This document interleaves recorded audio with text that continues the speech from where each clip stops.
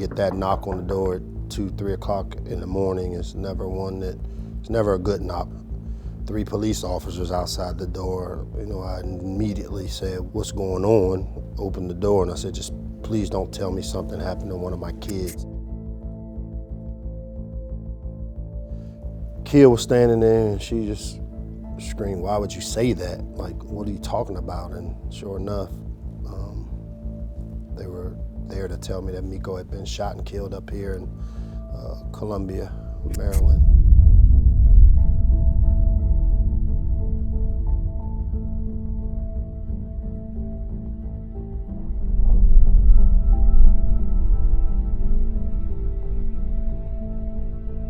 It basically changed our family's world.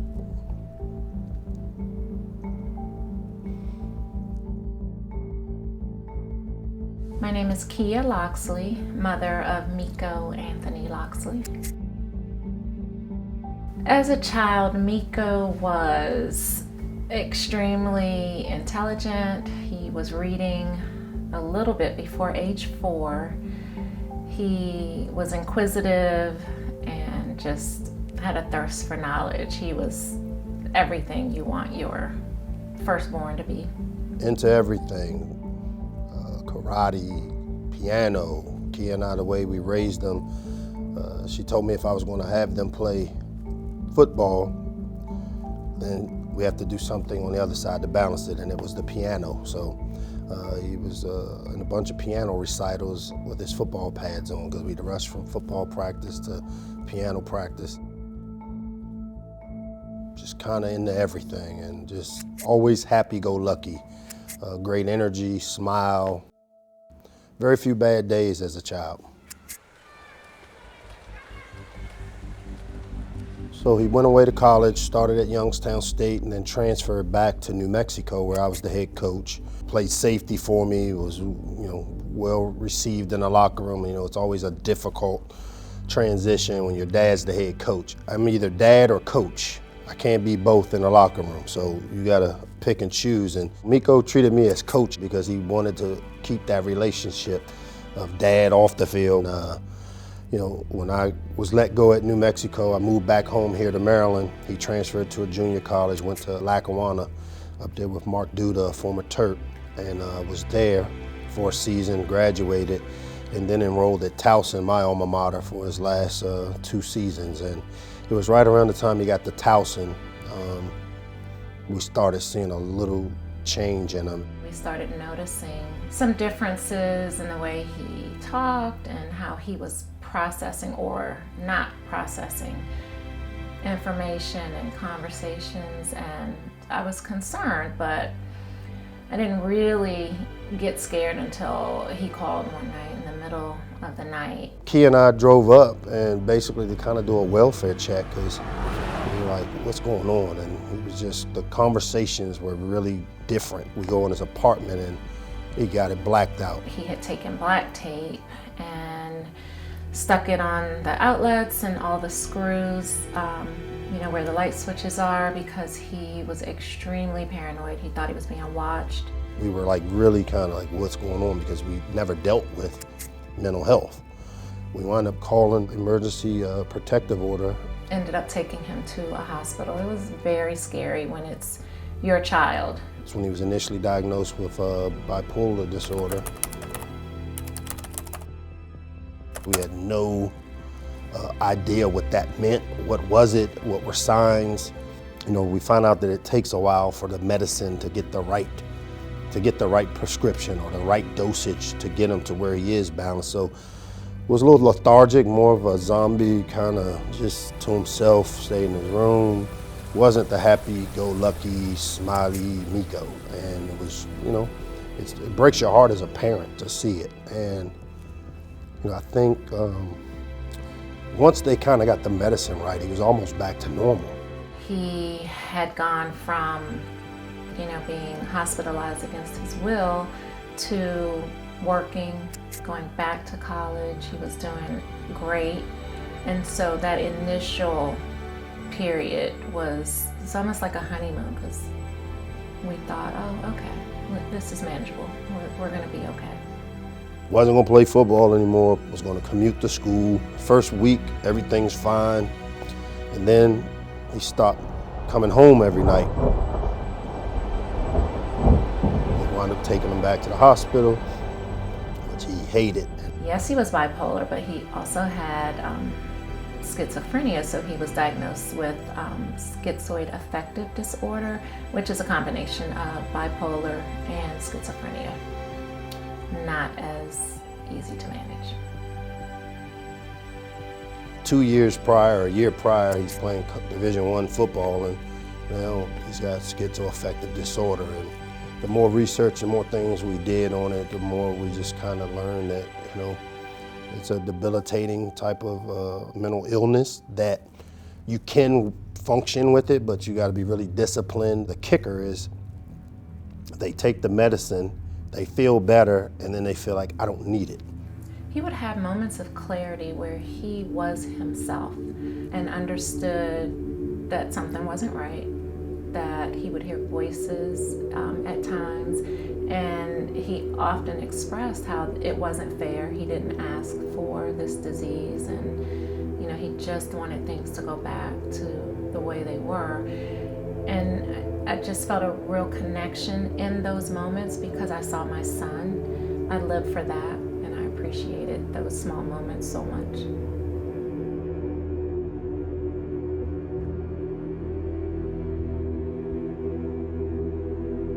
We had an incident at the house where, again, when they're not on their medicine, they use alcohol or drugs to kind of quiet the voices, is what we learned. And he went out, rode his bike, went to a local bar, drank, and I told him he couldn't come in the house. And of course, he got mad, started trying to kick the door down. We called the cops, and he's in the middle of our front yard, wrestling with a cop. I'm witnessing him go for the gun and screaming, just shoot me, kill me. I didn't ask for this disease. And he let me know he knew he had something, but he couldn't understand it. Like, why am I acting this way? And that part was tough. That was it was a game changer to see him know that he struggled that way.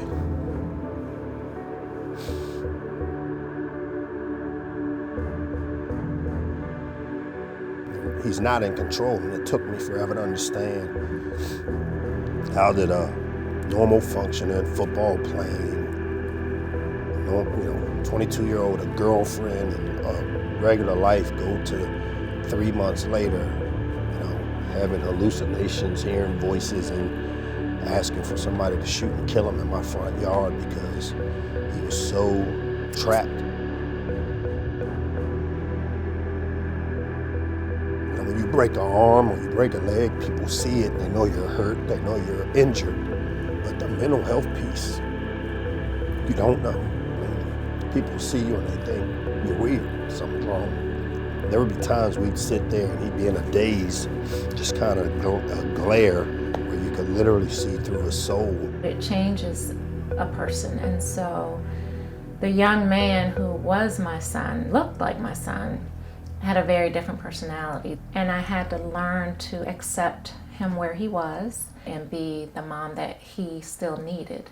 He always wanted his independence, but we were afraid to give him his independence because if he didn't take his meds, and you hear about people that have, become aggressive, and then the next thing you know, I'm hearing about my son being shot and killed. I just heard the gunshot, and I thought I assumed it was a firecracker. Howard County Police say 25-year-old Meiko Locksley was killed by a single bullet in this quiet Columbia neighborhood just before 10:30 Sunday night.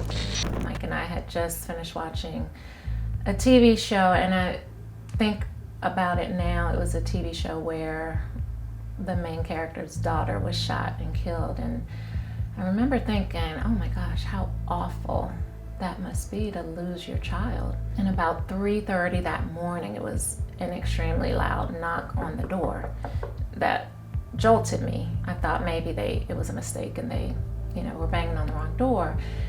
And then I heard it again, and it was the kind of bang that police use. And I am a former police officer, so I know exactly that sound. And the first thing they said was, "Are you Meiko Locksley?" And I'm thinking, well, I know he didn't do anything.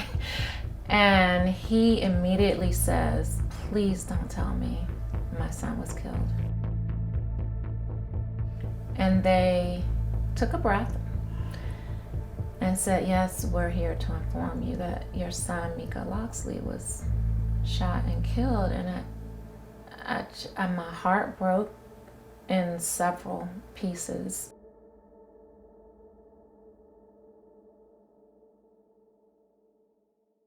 You know, every year we go back to Howard County, and you know, now that I'm back living in this area, there's times I just drive up to the neighborhood where he was killed, and I kind of sit in my car and just hope somebody would come up and say, "Hey, here's what's happened." But to this day, we don't know. It's unclear who shot Locksley and why. Investigators are turning to the public for help. You always have these dreams as a parent that one day you'd be at your son's wedding, you'd be there when he has his first child, gets his first job, whatever it is he chooses to do. And you have those dreams, and then at the blink of an eye, he's not here.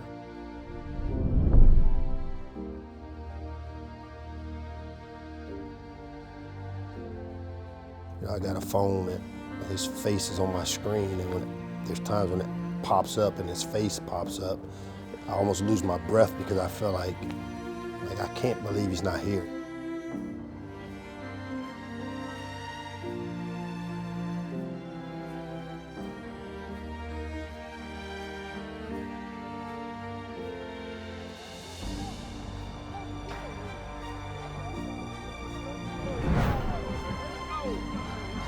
For me, work is my solace, it's my place. It's being around these 18 to 22-year-olds that I see a lot of Meiko in is what drives me. I am going to demand that you do your best. Every time you step foot on the field, every time you step foot in the classroom, and every time you walk away from gossip, be at your best. That's what the job of us as coaches is to get from you. And he understands that the age group in which he coaches and deals with on a daily basis is the age range where mental illness, sets in. So as a coach, I'm raising young men, and when your kids make mistakes, you don't just throw your own children out and say, "You're done, you're kicked off, you're out." How do you teach and groom young men to become men if you don't help them with learning through the mistakes that they may have? And they're going to have them, and some obviously are harder than others to be able to navigate, and they're between 18 and 22, which we deal with. I think we've got to try to teach them, raise them, because sometimes you don't know what you're sending them back home to, the resources they lose when they're not part of your program. Don't curse your struggle. If you don't curse it and you're able to hold on to it, you're able to go somehow, some way, this is going to make me a better person. I can't see it right now. I can't feel it right now. I'm right in the middle of it. Whatever you're going through at some point in your life, it's going to make you a better man. In 2016, I started a movement called I'm Changing the Narrative that focuses on mental health and self-care and interpersonal relationships. Rachel Barbeau, dear friend who, I heard her first speak when I was an assistant. There was no doubt she was the best speaker we had that year. A lot of you have been told a false message your entire life, and that is to be masculine and to be strong and to be attractive. You gotta suck it up, shut up, and man up. She talked about taking off the mask, that you gotta be this tough, gladiator, hardcore guy, but we all, beneath that mask, is who you really are, and we all have issues, we all have problems, we all have things that maybe make us uncomfortable. And oftentimes the hardest thing to do is to take off the mask and be vulnerable. And that's who he is. He's doing that. He doesn't turn down interviews. He talks about mental health. He talks about losing his son. It's one thing to bring a mental health speaker in. It's a whole nother thing to walk the walk every other day that they're not there. And I just think for football, which is the ultimate team sport, because it takes all 11 being on the same page, totally aligned, executing in unison for the play to work. Well, it's hard to do if you don't know the guy next to you, or you don't trust the guy next to you, or you don't know or trust the guy that's calling the plays.